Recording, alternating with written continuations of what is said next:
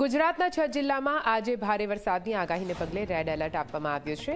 રાજકોટ, જામનગર, પોરબંદર, જૂનાગઢ, દ્વારકા અને કચ્છનો સમાવેશ થાય છે। ગુજરાતના 171 તાલુકામાં વરસી રહ્યો છે વરસાદ। દ્વારકાના કલ્યાણપુરમાં સૌથી વધારે 3 ઇંચ વરસાદ વરસ્યો। કચ્છના માંડવીમાં 2.5 ઇંચ વરસાદ થયો। વલસાડના પારડીમાં 2 ઇંચ વરસાદ। ખંભાળિયામાં 1.5 ઇંચ વરસાદ થયો છે। 20 તાલુકામાં 1 ઇંચ કરતાં વધારે વરસાદ।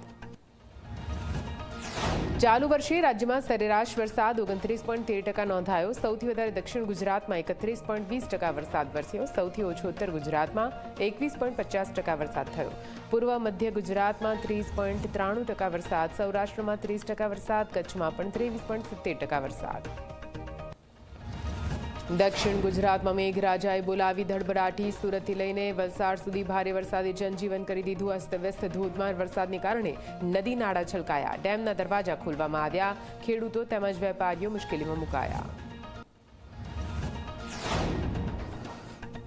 નવસારી જિલ્લામાં વરસી રહ્યો છે વરસાદ।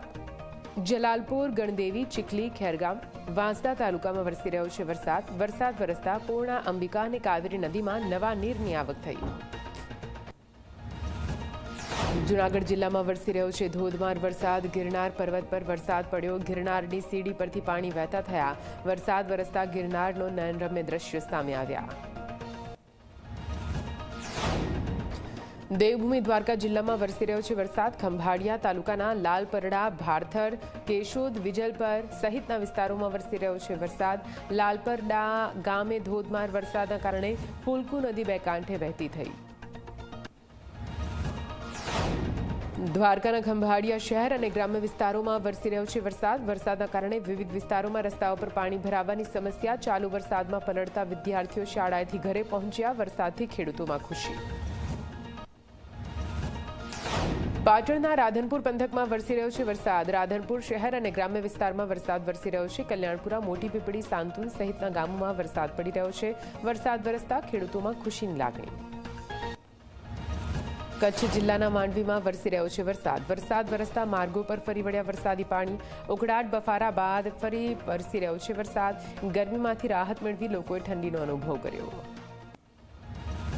અરવલ્લીના ભિલોડા તાલુકામાં ધોધમાર વરસાદ। ઉપરવાસમાં ભારે વરસાદને પગલે ઇન્દ્રાશી નદી બે કાંઠે વહેતી થઈ છે। નદી કાંઠાના લોકોને સાવચેત રહેવા વહીવટીતંત્રએ કરી અપીલ।